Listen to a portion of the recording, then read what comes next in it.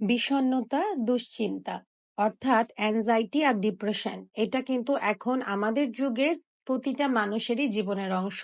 আমরা কেউ স্বীকার করি আর না করি, আমরা সবাই কোনো না কোনো অবস্থানে জীবনের ডিপ্রেশন এবং অ্যাংজাইটিতে ভুগি, এবং আমরা মনে করি এটা হয়তো যুগের তালে তালে এখন এসেছে, কিন্তু কথাটা কিন্তু ঠিক না। এই ডিপ্রেশন আর অ্যাংজাইটি সমস্যাটা কিন্তু রাসূল সাল্লাল্লাহু আলাইহি সাল্লামের সময়ও ছিল। ওই সময়ও কিন্তু মানুষ বিষণ্ণতা, দুশ্চিন্তা এবং আরো অন্যান্য অনেক সমস্যায় ভুগতেন, যেটা এখন আমাদের জীবনের অংশ। তাই আমি আজকে এমন একটা দোয়া নিয়ে এসেছি, যেটা রাসূল সাল্লাল্লাহু আলাইহি সাল্লাম নিজেও সকাল সন্ধ্যা করতেন এবং আমাদেরকেও করতে বলেছেন। এবং এই একটা দোয়ার মাঝেই আমরা ৮টা জিনিস থেকে পানাহ চাচ্ছি। রাসূল সাল্লাল্লাহু আলাইহি সাল্লামের সব করা দোয়াগুলো আমরা মুখস্থ করার চেষ্টা করব, কারণ উনি সবচেয়ে সুন্দর করে আল্লাহ সুবহানাহু ওয়া তাআলার কাছে চেতেন, এবং অন্যান্য নবীদেরও আমরা দোয়াগুলো অনেক ভালো করে মুখস্থ করার চেষ্টা করব। তাহলে আগে চলে আসি ডিপ্রেশন আর অ্যাংজাইটি নিয়ে যে নির্দিষ্ট দোয়াটি এসেছে রাসূল সাল্লাল্লাহু আলাইহি সাল্লাম যেটা আমাদের বলেছেন, এটা আসলে কোন সূত্র দিয়ে বলেছেন বা কোন ঘটনার মাধ্যমে বলেছেন। একদিন রাসূল সাল্লাল্লাহু আলাইহি সাল্লাম একটা মানুষকে দেখলেন, উনি খুবই ডিপ্রেস দেখাচ্ছিল, ওনাকে খুবই দুশ্চিন্তায় দেখাচ্ছিল, খুবই মনমরা দেখাচ্ছিল, এবং মনে হচ্ছিল যে উনি খুবই বিষণ্ণতায় ভুগছে, খুবই দুশ্চিন্তায় ভুগছে। তখন রাসূল সাল্লাল্লাহু আলাইহি সাল্লাম ওই মানুষটির কাছে গেলেন এবং যে বললেন, আমি কি তোমাকে এমন কিছু শিখিয়ে দিব, এমন কিছু শব্দ শিখিয়ে দিব যেটা যদি তুমি পড়ো তাহলে তোমার সব দুশ্চিন্তা দূর হয়ে যাবে, সব ঋণ শোধ হয়ে যাবে, সব সমস্যা সমাধান হয়ে যাবে। তখন তো সেই মানুষটা অনেক খুশি হয়ে গেল এবং বললেন, অবশ্যই আল্লাহর রাসূল সাল্লাল্লাহু আলাইহি সাল্লাম, আপনি অবশ্যই আমাকে এমন কিছু শিখিয়ে দিন। এবং তখন রাসূল সাল্লাল্লাহু আলাইহি সাল্লাম এই নির্দিষ্ট দোয়াটি বললেন, আল্লাহুম্মা ইন্নী আউযু বিকা মিনাল হাম্মি ওয়াল হাজানি ওয়াল আজসি ওয়াল কাসালি ওয়াল বুখলি ওয়াল জুবনি ওয়া দলাইদ দাইনি ওয়া গলাবাতির রিজাল। O Allah, I seek refuge in you from grief and sadness, from weakness and from laziness, from miserliness and from cowardice, and from being overcome by debt and overpowered by men. অর্থাৎ আমরা আল্লাহ সুবহানাহু ওয়া তাআলাকে বলছি, হে আল্লাহ, আমি আপনার কাছে পানাহ চাইছি দুশ্চিন্তা থেকে, দুঃখ থেকে, বিষণ্ণতা থেকে, দুর্বলতা থেকে, অলসতার থেকে, কৃপণতার থেকে, আমার ভীত হওয়া থেকে, এবং আমি যেন ঋণ অথবা অন্য কোনো মানুষ দ্বারা ওভার পাওয়ার্ড না হয়ে যাই, অর্থাৎ আমার উপর যেন তারা চড়াও হয়ে ভারী না হয়ে যায়, আমার ঋণ এবং অন্য কোনো মানুষ, এই সব কিছু থেকে আমি আপনার কাছে পানাহ চাইছি।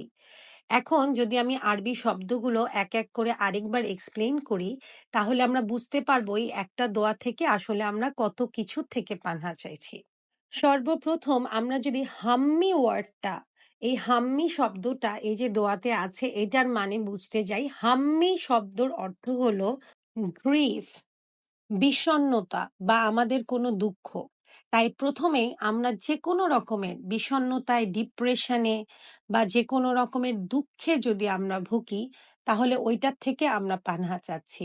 এখনকার দুনিয়ায় এবং আগেকার দুনিয়ায় দুঃখ আমাদের জীবনের একটা অংশ। এমনকি রাসূল সাল্লাল্লাহু আলাইহি সাল্লামও যখন বিবি খাদিজা রাদিয়াল্লাহু আনহা মারা গেছিলেন, তখন উনিও কিছুদিন ডিপ্রেশনে ভুগেছেন। এবং এটা শুধু আমাদের পর্যন্তই না, নবী রাসূলদের পর্যন্তও কিন্তু এই কঠিন পরীক্ষাটা পৌঁছিয়েছে। ডিপ্রেশন কিন্তু একটা অনেক বড় পরীক্ষা, এবং ডিপ্রেশনকে আমি নিজে যেহেতু এটার অনেক বড় ভুক্তভোগী ছিলাম, ডিপ্রেশনকে আমি নাম দিয়েছি মেন্টাল ক্যান্সার। হ্যাঁ, এটা একটা মানসিক ক্যান্সারের মতো। আপনাকে ডিপ্রেশন এমন ভাবে নষ্ট করে দিবে আপনার শরীরকে। সর্বপ্রথম আপনার মনকে অ্যাকচুয়ালি নষ্ট করবে, এরপরে আস্তে আস্তে আপনার মনের ডিপ্রেশন দেখবেন আপনার শরীরেও দেখা দেওয়া শুরু করেছে। আস্তে আস্তে আপনি হাঁটতে চাইবেন না, আপনি কোনো কাজ করতে চাইবেন না, আপনি ভালো কাপড় পরতে চাইবেন না, আপনার খেতে ইচ্ছা করবে না, সারাদিন ঘুমাতে ইচ্ছা করবে, এবং আপনার মানুষকে সহ্য হবে না। মনে হবে পৃথিবীতে বেঁচে থাকার আর কোনো কারণ নেই। তাই বিষণ্ণতা বা ডিপ্রেশন, অ্যাংজাইটি, এগুলো সবই অনেক ভয়াবহ একটা রোগ, এবং আমরা যারাই এটাতে ভুগছি আমরা অবশ্যই আমলটি করব, এবং যদি প্রয়োজন হয় আমরা অবশ্যই এক্সপার্ট হেল্প নেব। মানসিক ডাক্তার বা কোনো রকমের সাইকোলজিস্টের কাছে যাওয়া বা কোনো রকমের কাউন্সিলরের কাছে যাওয়া মানে এই না যে আপনি পাগল। একটা মানসিক বিশেষজ্ঞ অবশ্যই আপনাকে একটা ভালো অ্যাডভাইস দিতে পারবে যে আপনি ডিপ্রেশন, অ্যাংজাইটি, ট্রমা এই ভয়ানক জিনিসগুলা থেকে কিভাবে ভালোভাবে লড়াই করতে পারবেন। কিন্তু এর মানে কোনোভাবেই না যে আপনি পাগল হয়ে গেছেন। আর যদি আপনাকে কেউ বলে যে আপনি ডিপ্রেশন, আপনি ট্রমা, আপনি অ্যাংজাইটি এবং এগুলোর কারণে আপনি যেভাবে রিয়্যাক্ট করছেন, হয়তো একটু ভায়োলেন্ট হয়ে যাচ্ছেন, হয়তো আপনি একটু খারাপ ব্যবহার করছেন, হয়তো কারোর সাথেই কথা বলতে চাচ্ছেন না, কিছুই ভালো লাগছে না, ওয়েট গেইন করে ফেলেছেন, আপনি চেহারায় একটা বাজে ছাপ পড়ে গেছে, চাকরি করতে পারছেন না, এগুলো সব যদি মানুষ বলে তুমি আস্তে আস্তে পাগল হয়ে গেছো, তাকে ধরে পাগলাগারদে দিয়ে আসা উচিত। কারণ তার ধারণাই নেই যে দুনিয়াতে আমরা কত রকমের পরীক্ষার মধ্যে দিয়ে যাই এবং সব পরীক্ষায় আল্লাহ সুবহানাহু তাআলার কাছে আমাদেরকে নিয়ে যায় এবং এই পরীক্ষাগুলো কোনোভাবেই আমাদের পাগলামি না। আমাদের ডিপ্রেশন, অ্যাংজাইটি, ট্রমা খুব রিয়েল একটা জিনিস এবং যে এটা দিয়ে ভুক্তভোগী সেই একমাত্র জানে যে এটার পীড়া কি।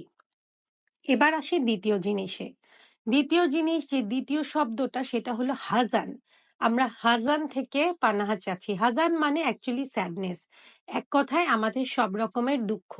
আমাদের জীবনে বিষণ্ণতা ছাড়াও কিন্তু অনেক দুঃখ থাকে। অনেক দুঃখ এমন থাকে যেগুলো হয়তো আমরা বিষণ্ণতা কাটিয়ে উঠেছি, আমরা দুশ্চিন্তাও কাটিয়ে উঠেছি, কিন্তু হয়তো দুঃখটা পুরোপুরি আমাদের মন থেকে যায়নি।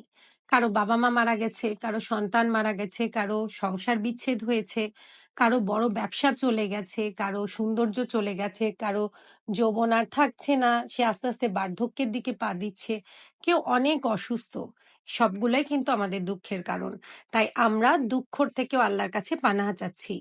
এরপরে আমরা আজ যে শব্দটা দিয়ে পানাহা চাচ্ছি, এটার মানে হলো দুর্বলতা, উইকনেস। আমরা সবাই কিন্তু কোনো না কোনোভাবে মানসিক এবং শারীরিক দুর্বলতায় মাঝে মাঝেই ভুগি।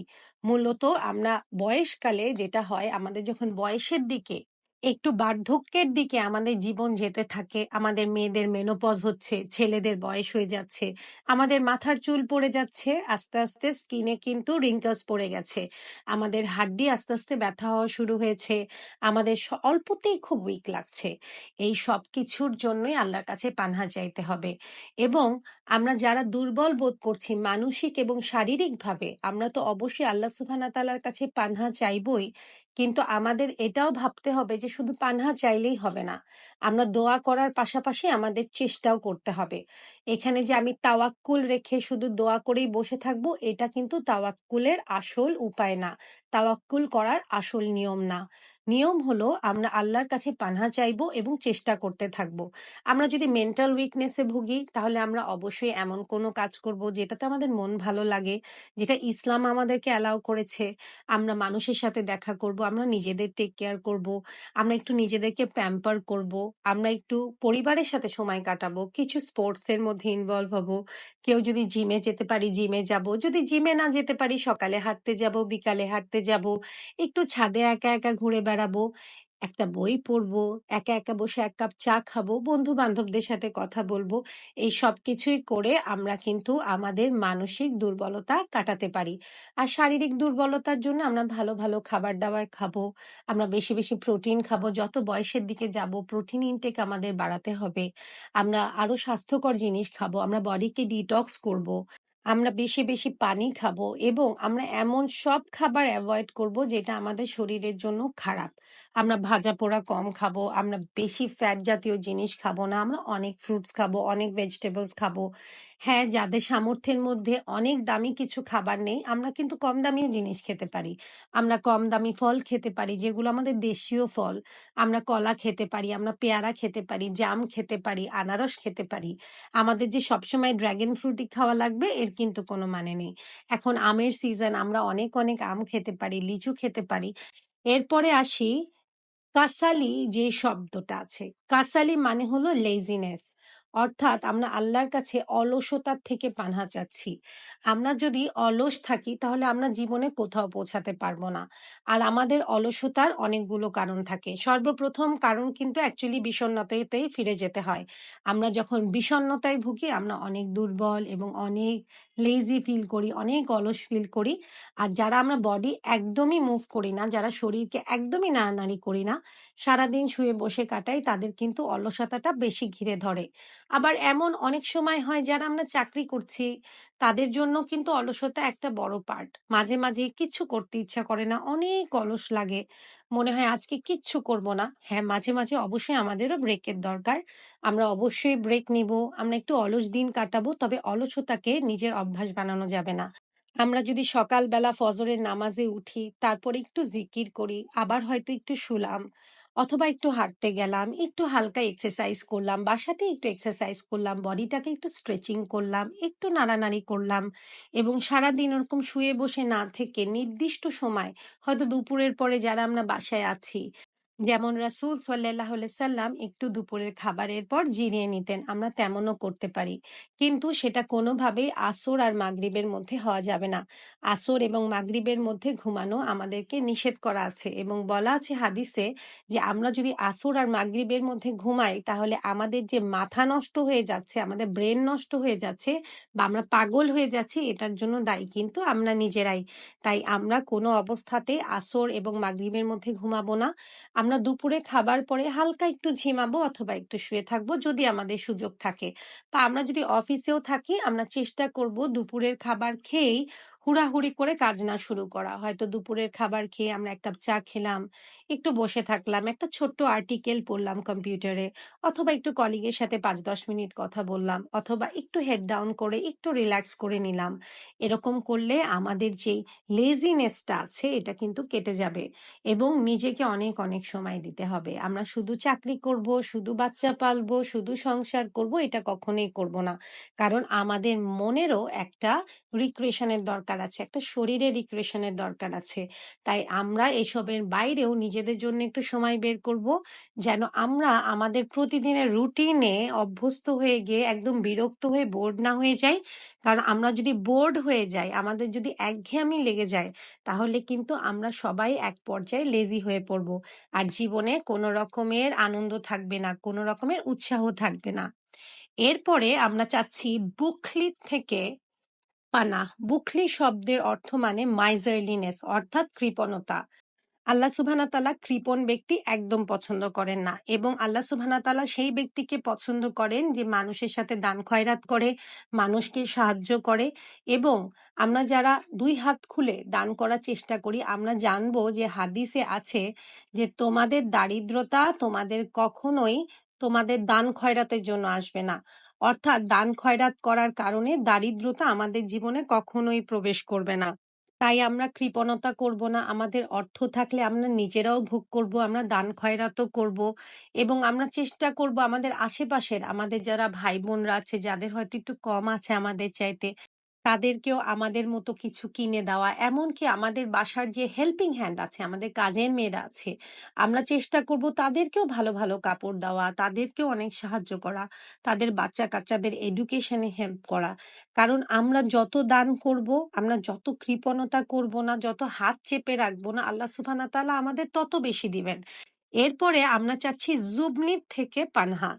জুবনি শব্দের অর্থ হলো কাওয়ার্ডিস, অর্থাৎ আমরা যে ভীত, আমরা যে ভয় পাই, আমরা যেন এগুলা থেকে আল্লাহর কাছে পানাহ চাই। আমরা যে কোনো কিছু দেখে ভয় পেতে পারি।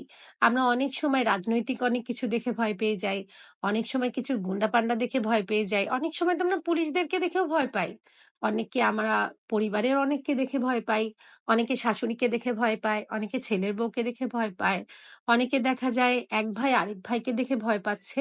এই সবকিছু থেকে আমরা পানাহ চাইবো।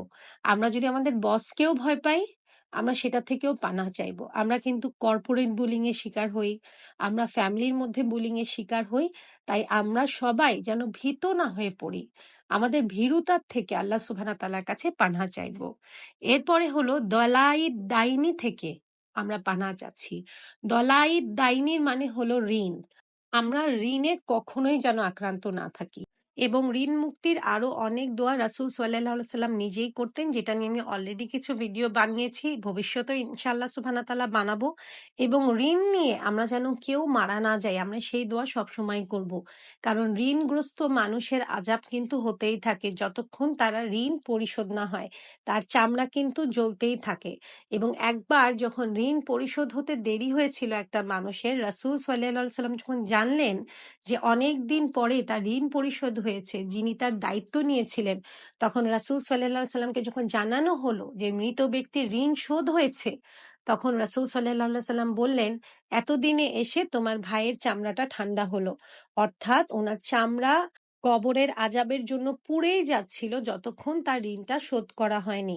তাই আমরা সবাই ঋণ মুক্তির দোয়া চাইবো এবং কখনোই আমরা হারামে অর্থাৎ সুদে জড়াবো না। আমরা যদি ঋণ নেইও, আমরা কোনো অবস্থাতেই সেটা সুদে নিব না, কারণ সুদ মানুষকে শেষ করে দেয়। এবং সুদ নিয়ে এত ভয়াবহ সব আল্লাহর বিধান আছে, এমন অভিশপ্ত বলা হয়েছে, যে সুদ নেয়, যে সুদ দেয়, যে সুদের সাক্ষী হচ্ছে, যে হিসাব রাখছে, এদের সবাইকে রাসূল সাল্লাল্লাহু আলাইহি সাল্লাম বলেছেন যে এরা সবাই অভিশপ্ত। এদের সবাইকে অভিশাপ দেওয়া হয়েছে। অর্থাৎ আমরা যারা ঋণ নিচ্ছি বা যারা ঋণ রিলেটেড এমন কোনো প্রফেশনে আছি, যেখান থেকে মানুষকে ঋণ দেওয়া হচ্ছে, যেখান থেকে মানুষের কাছে সুদ আদায় করা হচ্ছে, আমরা যদি এমন কোনো অর্গানাইজেশনে চাকরি করি, আমরা সেগুলোর থেকে বের হয়ে আসার চেষ্টা করব। কারণ ঋণ আল্লাহ সুবহানাহু ওয়া তাআলা একদম অভিশাপ করে আমাদের জীবনে দিয়েছেন। এবং ঋণের সাক্ষীও হওয়া যাবে না, ঋণের হিসাবও রাখা যাবে না। তাহলে তো আমরা বুঝতেই পারছি যে কোন কোন প্রফেশন আমাদেরকে এড়িয়ে চলা উচিত। এবং এই প্রফেশনের টাকায় আপনি দেখবেন কখনোই কোনো বরকত হয় না। আপনি যত অর্থই উপার্জন করেন, আপনার জীবনে কখনোই সুখ থাকবে না। ঋণের সাথে জড়িত বা হারাম কোনো কিছুর সাথে জড়িত যে কোনো ইনকাম আমাদের কখনো সুখ এনে দিতে পারবে না। তাই আমরা সবাই হারাম থেকে বেঁচে থাকবো। এবং এটা নিয়েও অনেক আমল আছে, যেটা নিয়ে আমি আরো ভিডিও পরে করব। এবং সর্বশেষ আমরা এই দোয়ায় যে জিনিসটা থেকে পানাহ চাচ্ছি সেটা হলো গলাবাতি রিজাল, অর্থাৎ being overpowered by men by others, মানে মানুষের দ্বারা যে আমরা দমন হয়ে যাই, আমাদেরকে মানুষ দাবিয়ে ফেলে। এক কথায় বাংলায় যারা বলে না, দাবড়িয়ে দিচ্ছে, আমাদের যেন দাবড়ায় না কেউ, আমাদের যেন কেউ দমন না করে ফেলে, আমাদের উপর যেন কেউ চড়াও না হতে পারে, কারো হাতে যেন আমরা জিম্মি না হয়ে যাই, কারো শক্তির কাছে যেন আমাদেরকে হেরে না যেতে হয়, আমাদেরকে দমে না যেতে হয়, অন্যায়ভাবে যেন আমাদের উপর কোনো কিছু চাপানো না হয়, কেউ যেন ক্ষমতার জোরে আমাদেরকে ওভার পাওয়ার বা আমাদের উপর চড়াও না হয়ে যেতে পারে। এটার থেকেও আল্লাহর কাছে আমরা পানাহ চাইছি। এবং আমরা তো সবাই জানি আমাদের জীবনে, সবার জীবনে এমন না এমন কেউ আছেই যারা আমাদের উপর চড়াও হয়। সেটা আমাদের সংসারে হতে পারে, আমাদের পরিবারে হতে পারে, আমাদের পাড়া মহল্লায় হতে পারে, এমনকি আমরা যে বিল্ডিং এ থাকি সেই বিল্ডিং এর অ্যাসোসিয়েশনের হতে পারে, আমাদের কর্মস্থলে হতে পারে, আমাদের বন্ধু বান্ধবদের মহলে হতে পারে, আত্মীয় স্বজনদের মধ্যে হতে পারে। এমন হতে পারে যে কোনো রকমের বড় পজিশনের অফিসার, কোনো রকমের কর্পোরেট হোক বা কোনো রকমের গভর্নমেন্ট অফিসার হোক, তাদের কাছেও আমরা জিম্মি হয়ে যেতে পারি, তারাও আমাদের ক্ষমতা দেখাতে পারে। তাই আমরা এই সব থেকে পানাহ চাইবো। যত বড়ই অফিসার হোক না কেন, যত বড় লোকই হোক না কেন, আল্লাহর ক্ষমতার সামনে কারোরই কোনো ক্ষমতা নেই। তাই আমরা যদি সে আল্লাহর কাছে, সেই মহান রাব্বুল আলামিনের কাছে পানাহ চাই যে আল্লাহ, কেউ যেন আমার উপর চড়াও না হতে পারে, কারো শক্তির সামনে যেন আমাকে দমে না যেতে হয়, অন্যায়ভাবে যেন আমাকে কেউ দাবিয়ে না ফেলে, আল্লাহ এটার থেকে পানাহ চাই। সেই রাব্বুল আলামিন, এই দুনিয়ার মালিক, যখন আপনাকে প্রোটেকশন দিবে, তখন পৃথিবীর কেউ আপনাকে দমন করতে পারবে না, কেউ আপনার উপর অন্যায় করতে পারবে না। আল্লাহ সুবহানাহু ওয়া তাআলা নিশ্চয়ই আপনার পাশে থেকে এটার মোকাবেলা আপনাকে করিয়ে দিবেন। এই যে আমি নির্দিষ্ট ৮টা জিনিস বললাম যেখান থেকে আমরা পানাহ চাইছি, আমরা অবশ্যই বুঝতে পারছি এটার গুরুত্ব কি, এই প্রয়োজনগুলোর গুরুত্ব কি আমাদের জীবনে, বা এই রকমের সমস্যার গুরুত্ব কি আমাদের জীবনে। তাই আমরা সবাই এই দোয়াটা মুখস্থ করে ফেলবো এবং বেশি বেশি মানুষের কাছে এই দোয়াটা পৌঁছে দিব, যেন আপনাদের সাথে সাথে অন্যরাও এটা লাভ অর্জন করতে পারে। Thank you so much for watching this video. I hope you find this video helpful. যদি এই ভিডিওটি ভালো লেগে থাকে অনেক অনেক অনেক বেশি শেয়ার করবেন। আর যদি কোনো রকমের ভুল ত্রুটি হয়ে থাকে আমাকে অবশ্যই অবশ্যই হয় হোয়াটসঅ্যাপে জানাবেন, ইনবক্সে জানাবেন, নাহলে আমাকে কল করে জানাবেন, আমি অবশ্যই সেটা শুধরে নেব। Thank you so much for watching this video. Enjoy your happy rainy day. আসসালামু আলাইকুম।